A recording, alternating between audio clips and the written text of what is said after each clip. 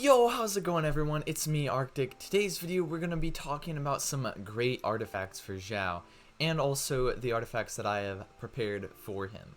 First, we're going to talk about some of the different artifact options that we have for him, and then I'm going to show you guys my build that I have for him, and also possible alternate builds that I could possibly do for him. But if you guys would mind subscribing, I'm trying to get to 1,000 subscribers. I also have a Twitch that I am streaming on currently, and it's going pretty fun. Okay, so as we know with Xiao, he's going to be a polearm user.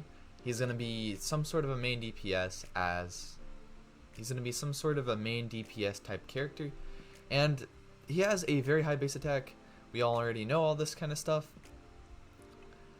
So basically, you're trying to optimize his damage for when he's in his ult, and also his ult energy recharge. So there's a few artifact sets that come to mind when I think about trying to optimize something for that. The thing that obviously comes to mind is the Verridecent Veneer set, which is going to increase your anima damage by 15% for a 2-piece, and then it also has a 4-piece that increases your swirl damage by 60%, and also decreases elemental resistance to the infused element by 40% for 10 seconds. Now this usually can be good on support characters like Sucrose or Venti.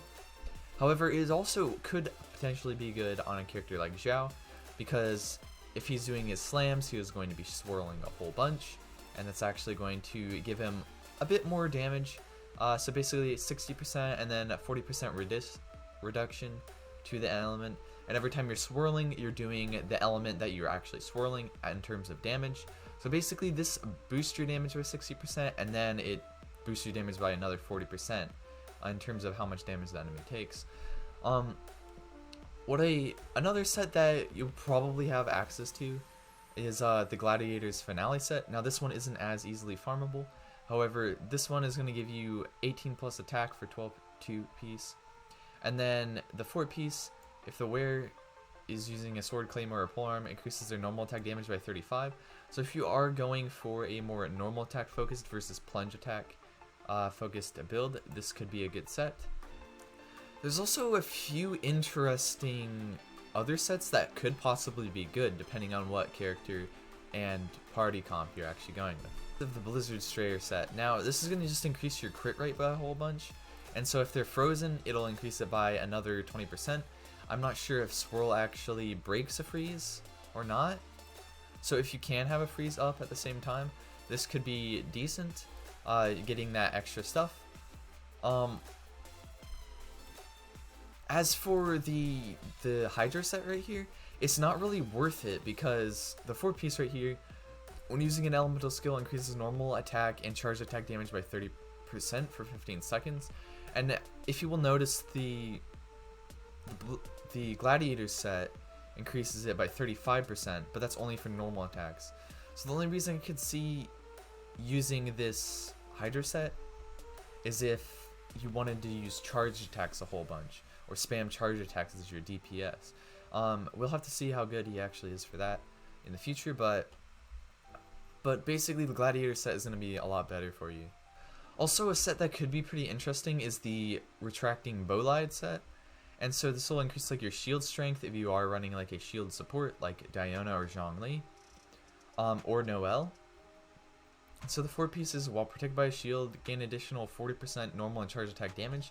So basically this acts as a way to protect him and also give him some extra damage, and it could actually be easier to get going than this Hydra damage set.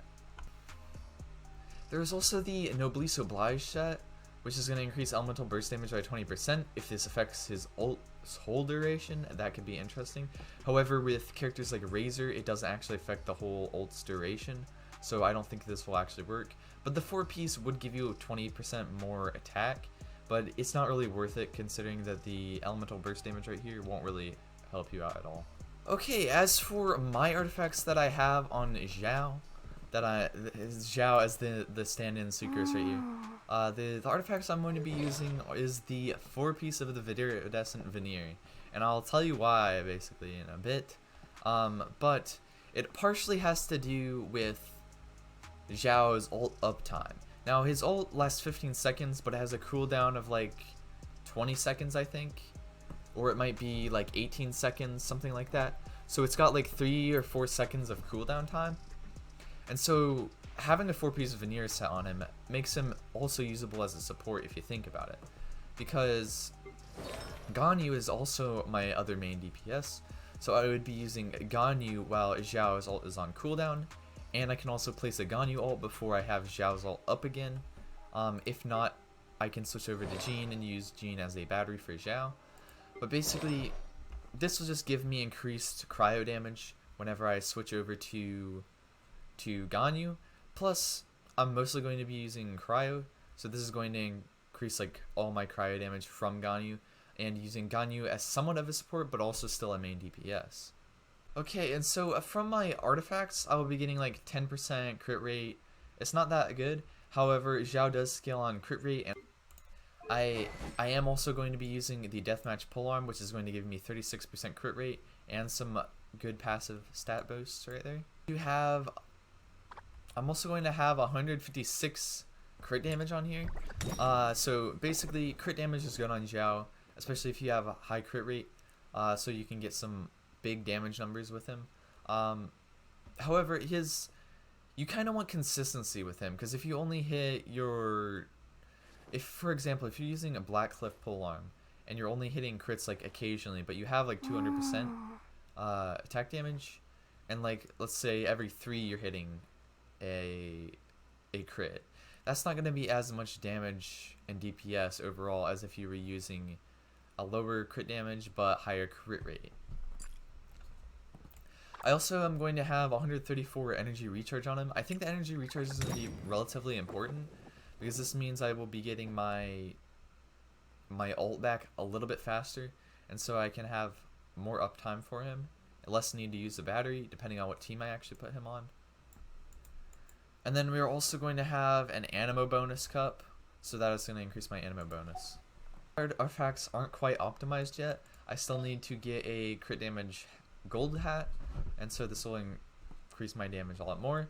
Although I do also have another option. I can go attack percentage, get lower crit rate but higher overall damage in terms of DPS, possibly. So I'm going to test some of these out. But yeah, so I'm mostly just going to run him as a burst damage dealer. When I need to fight like a large group of enemies, I can pop Ganyu's ult and then you go into Xiao. Basically, I'm just looking for epic combinations and also some good damage from Xiao as a DPS in his ults. If you like this video, remember to subscribe. Also follow me on Twitch. I am going to be streaming relatively regularly, and so I can answer you guys' questions, that kind of stuff. Also, if you just want to hang.